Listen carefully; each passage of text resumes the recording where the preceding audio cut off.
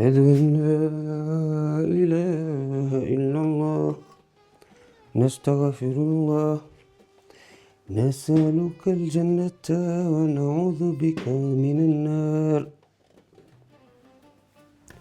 ربنا آتنا في الدنيا حسنة وفي الآخرة حسنة وقنا عذاب النار اللهم تقبل صلاتنا وصيامنا بفضل سبحان رب العزة عما يصفون وسلام على المرسلين والحمد لله رب العالمين. Assalamu alaikum warahmatullahi wabarakatuh. Mpenzi mtazamaji, karibu katika kipindi chetu cha ladha ya Ramadhan, ambapo leo tutaweza kuwatarishia mahamri na mbazi za nazi. Karibu sana, makinika uwe nami Ahmed Omar Hassan kutoka Made Dishes ili uweze kupata resipi hii kwa ukamilifu. Na bila kupoteza wakati tutaenda moja kwa moja katika zile viungo, zile ingredients yani ambazo tutakuwa tunazitumia kwa leo. Tuweze kujua ni gani tunatumia upande gani, na pia pengine katika kufafanua zaidi kwa vile tunapika mbazi za nazi, yale mahamri tutapika mahamri ya nazi. Yani tutapika mahamri ya tui. Tutapika mahamri ambayo tutatumia maziwa ili tusiwe kutumia nazi kwa pande zote mbili.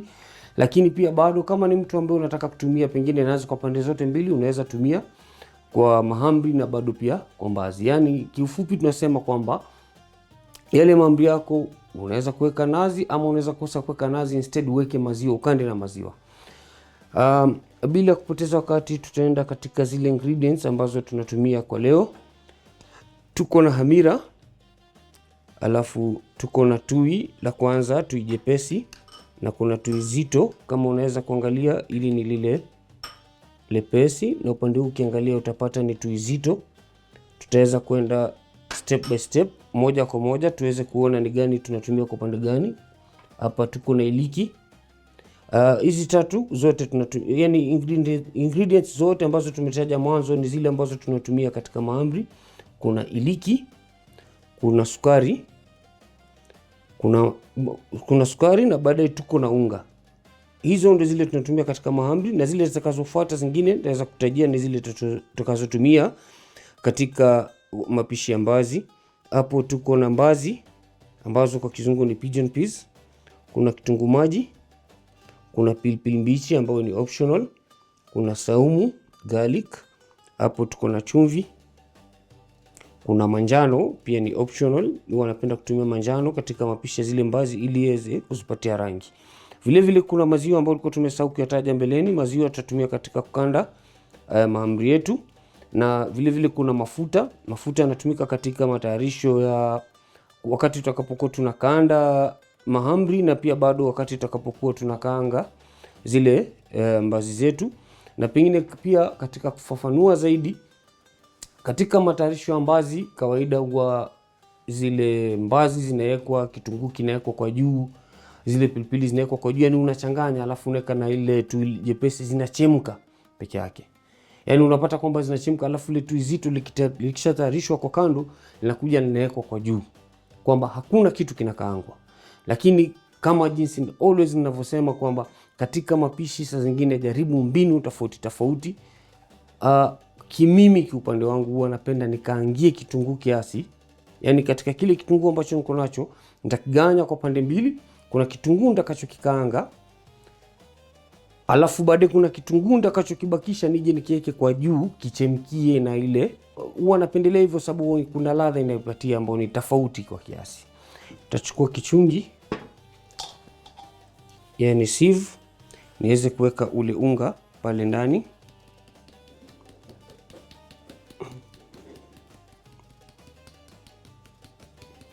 Tutabakisha unga kidogo ambao tutatumia wakati wa kusukumia yale mahamri yetu. Niko na unga ule ambao nimeweza kuchunga. Nitafuatanisha na hamira ambao ni vijiko, nilikuwa nimeweka vijiko viwili, lakini nitaweka kijiko kama kimoja na nusu. Tubakishe nusu ili siwe kwa nyingi sana. Tafuatanisha na sukari. Upande wa sukari na chumvi huwa tunasema salt to taste, ama kama ni sukari tunasema unaweka sukari kulingana na ile taste unayopenda. Inafuata ni iliki ambayo niliweza kuicrush kwa kiasi, yani tuliweza kuibonda kwa kiasi. Taweza kuchanganya kwa kiasi Yani kabla niweze kuweka zile ingredients zingine, niweze kuchanganyia. Nitamalizia ile sukari kulingana na vile nilivyoona. Kuna ile kwamba saa zingine unapima kwa macho, na ama saa zingine tu unavyoangalia wakati unapochanganya unaona kwamba pengine imepungua kiasi, so unaweza kuongezea. Umechanganya. Kumbuka ni hamira, sukari, iliki ndio zenye tumeweza kuziweka kwa mara ya kwanza, ndio ziweze kumix vizuri kabla tuanze kuweka zile ingredients zingine.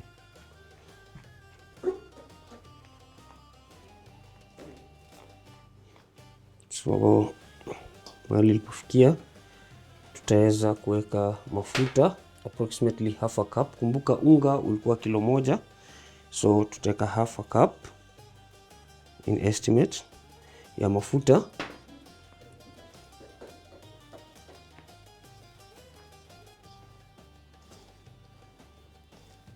Na tufuatanishe na maziwa.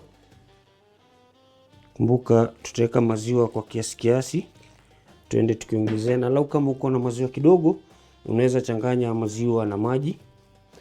Na pengine point nyingine ni kwamba ukumbuke wakati unapokanda unga wako mahamri, usiufanye kuwa soft sana, na usiwe mkavu yani mgumu sana, lakini usiwe extra soft, sababu utakapokuwa extra soft na ile hamira itakapoanza kufanya ile kazi, yani kuweza kuumusha ule unga, huwa unalainisha zaidi unga. Kwa hiyo uwe mkavu kiasi, usikauke sana tena ita affect mahamri jinsi unavyotayarisha.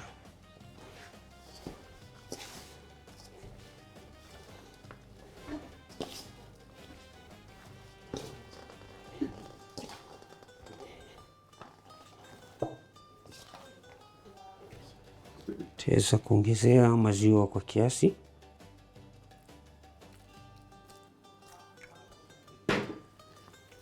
Niendelee kuchanganya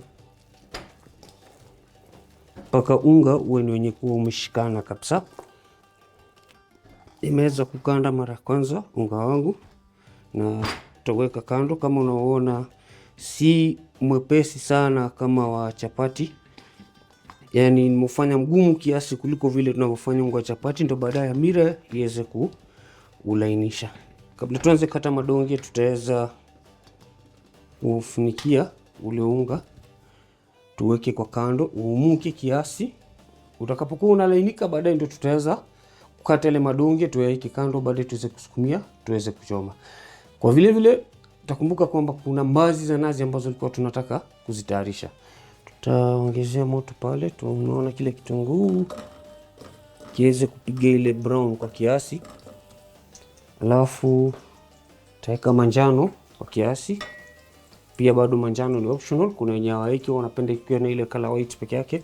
Wanapenda kuweka manjano kwa sababu huwa inaweka, mbali na kuongezea ladha kiasi, pia bado huwa inaweka rangi nzuri katika chakula chako. Unaweza tumia manjano, unaweza tumia paprika, lakini kwa mbazi napendelea kutumia manjano ili ipatie rangi ya kama yani yellowish kiasi. Tumwage zile mbazi pale ndani.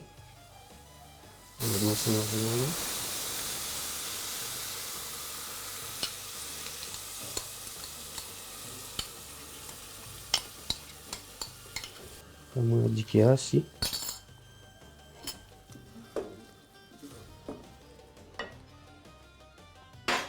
Tuweze kuweka pilipili.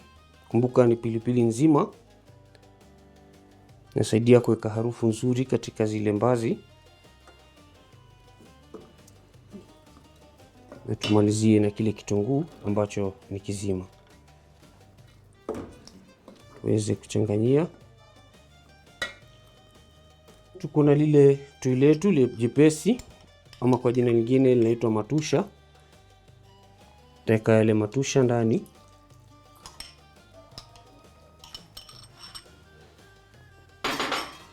Mchanganye. Kumbuka ile nazi nyepesi tunaiweka ndani iweze kuchemkia, alafu kuna lile tui zito ambalo tutakuja kuliweka kwa juu.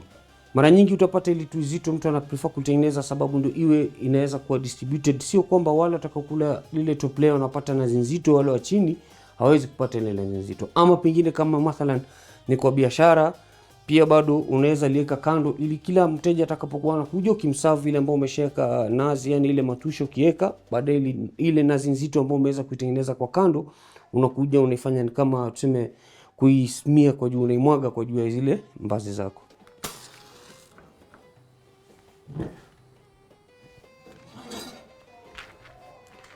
Tena nitaweka yale matusha kwanza ambayo alikuwa mbaki kidogo, niweze kurinse kile chombo. Nimeweka maji kwa kiasi,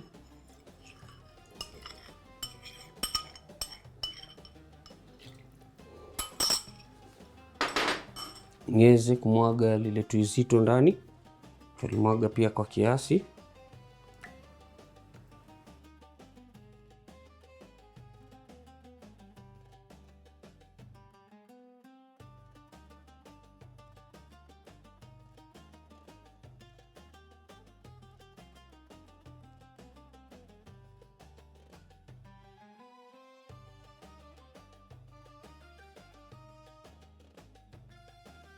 Tutarudi katika zile mbazi tuweze kuangalia kama jinsi unavyoona zimeweza kukausha ile maji. Tulikuwa tutaki ziwe na yani sio maji sana, ziwe na ule uzito ambao tunaweza kula nao mahamri.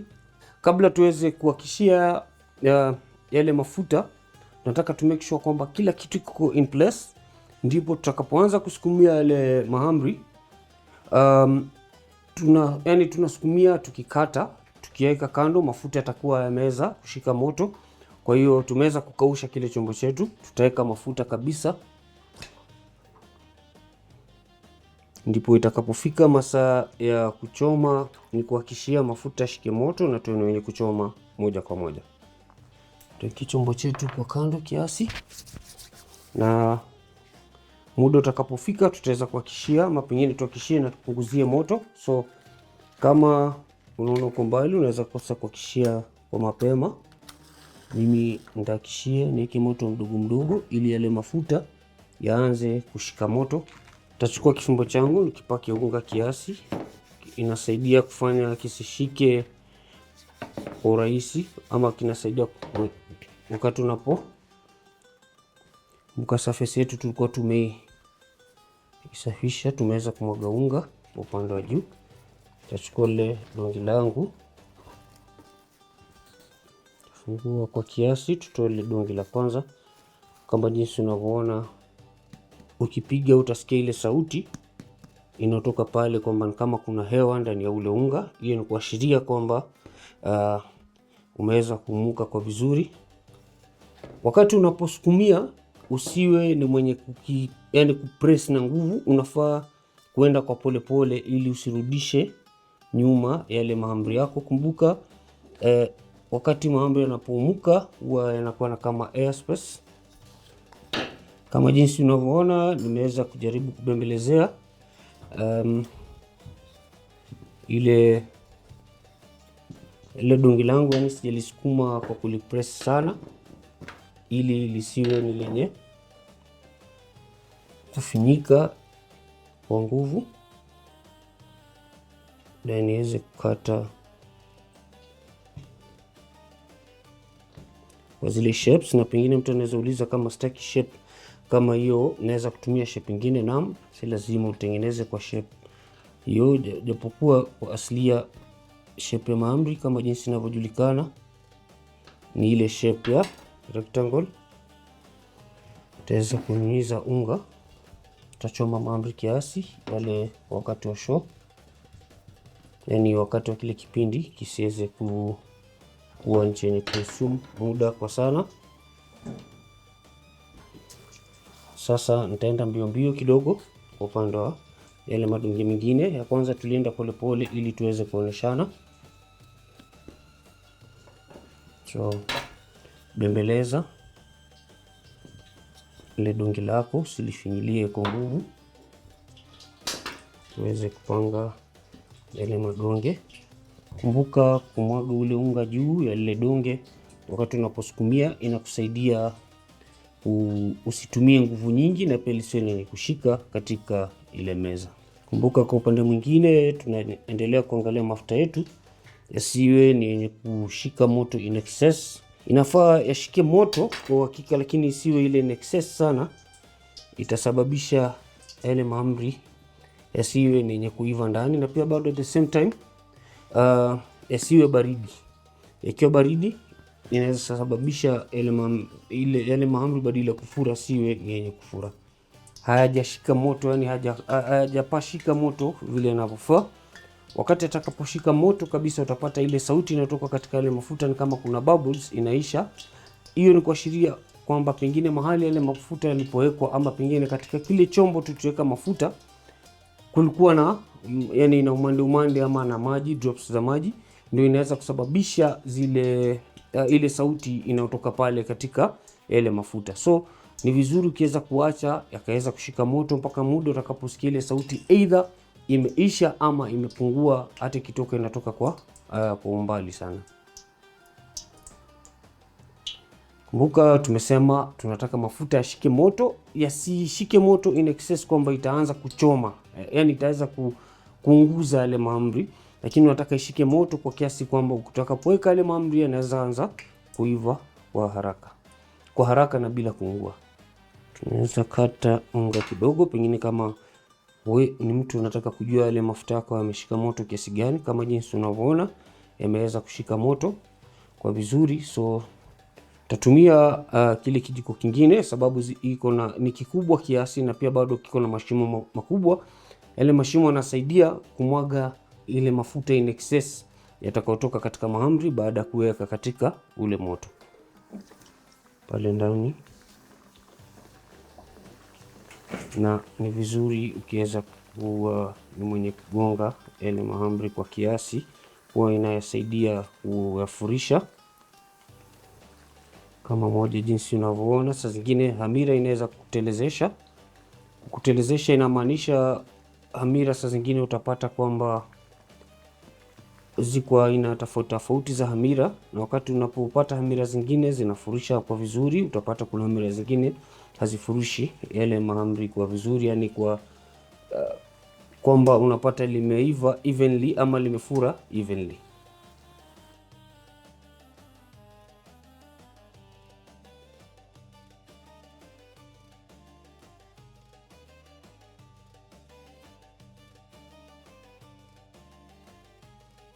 Na mpenzi mtazamaji, kama jinsi unavyoona tumefika ile sehemu mwisho, sehemu ambayo kila mtu anaipenda, sehemu ambapo chakula kimeandaliwa.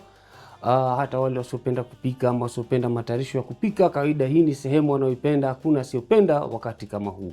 Kumbuka leo umekuwa nasi tukiweza kutayarisha mahamri na mbaazi za nazi, na jinsi ulivyoona chakula chetu kiko tayari.